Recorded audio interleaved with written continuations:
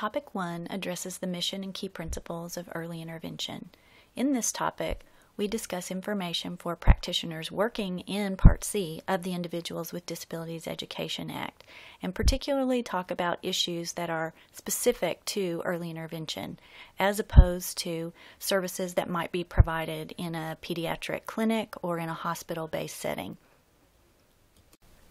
Several years ago, the Office of Special Education Programs, OSEP, asked the National Early Childhood Technical Assistance Center, NECTAC, to develop guidance documents for early interventionists working in natural environments. The work group was comprised of family members, faculty members, researchers, administrators, service coordinators, and individuals representing the major disciplines involved in early intervention. Important to note in the mission is the focus on early interventionist support of family members and care providers to enhance child's learning and development through everyday learning opportunities. The work group identified 7 key principles for implementing early intervention services in natural environments. Research tells us that all young children learn through participation in everyday life activities with the people that are important to them. Therefore, key principle number 1 relates directly to use of everyday opportunities as learning experiences for infants and toddlers with disabilities. For more information about this key principle, the mission, and the key principles to follow, see the link on this page. Research indicates that all families can contribute to their children's learning. All families means families of various socioeconomic status, families with varying levels of education, families with mental health issues, and families with other challenging situations. But key words in this principle are necessary supports and resources, which would include early intervention practitioners as resources, as well as other supports that might be available to families within their communities.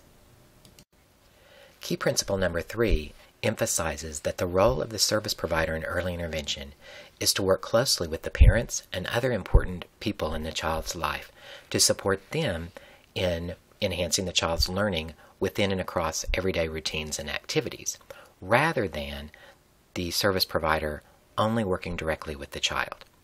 The reason for this key principle is because care providers and families are with the child many more hours than possible for the early intervention provider.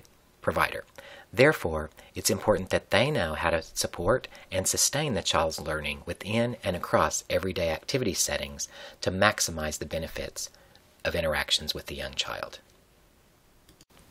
The 4th key principle is about the early intervention process. More specifically, it's about individualizing this process for all families, making sure that we're taking into account their culture, their individual learning styles, even things like meeting with them at times and locations that are convenient for them. This process must be individualized from the very beginning, from intake and referral, all the way through transition. This key principle focuses on the individualized family service plan, particularly writing outcomes that are based on family's priorities and functional aspects of the child's and family's lives.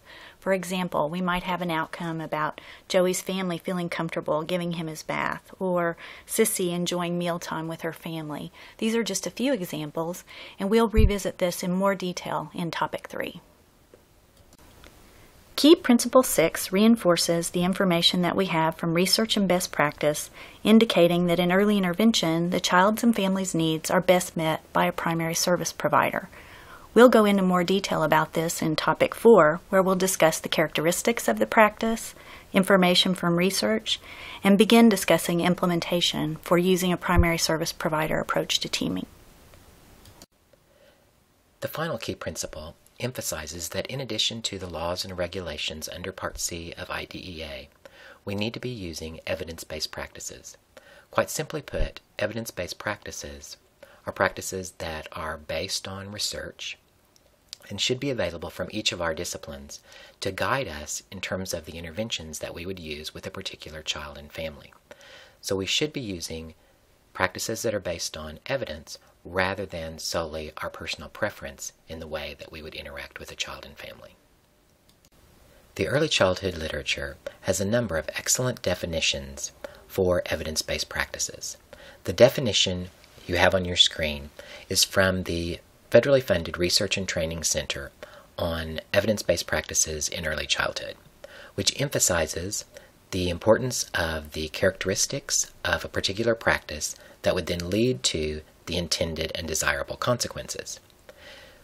For each of the areas that we will be talking about in upcoming topics, which would include natural learning environment practices, coaching as an interaction style for working with adults in the child's life, and primary service provider approach to teaming, we will be starting with the characteristics of the practice based on the research which are used to define and implement it.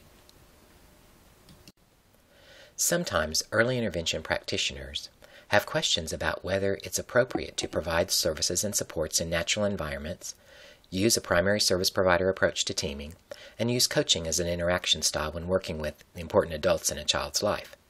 What does your professional association say about providing services and supports in natural environments? Take a few minutes and jot down your current knowledge of information from your professional association or documents that have been printed by your professional association related to your responsibilities and roles in early intervention.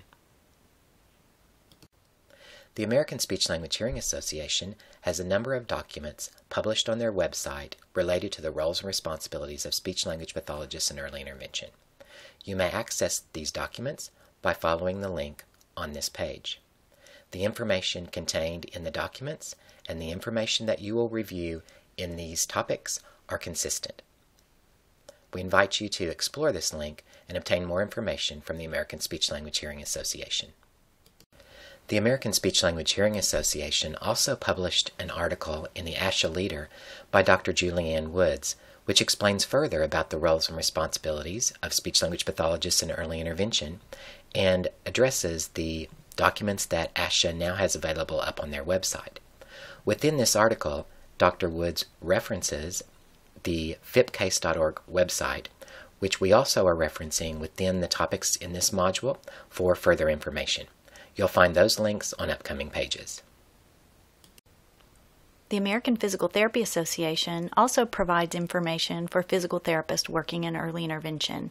In 2004, the Physical Therapy magazine published an article on specifically the role of the physical therapist in early intervention. On the section on pediatrics website, there are several articles that are helpful for early intervention practitioners. One is about natural learning environments, and the article listed here is about team-based service delivery approaches and talks specifically about using a primary service provider. We hope that you'll visit the site to get more information.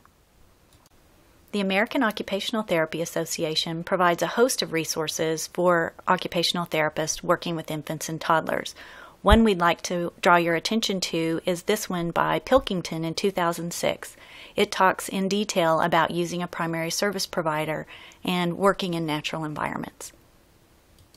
The Division of Early Childhood of the Council for Exceptional Children is the professional association for all early intervention practitioners across the country, but in particular, early childhood special educators.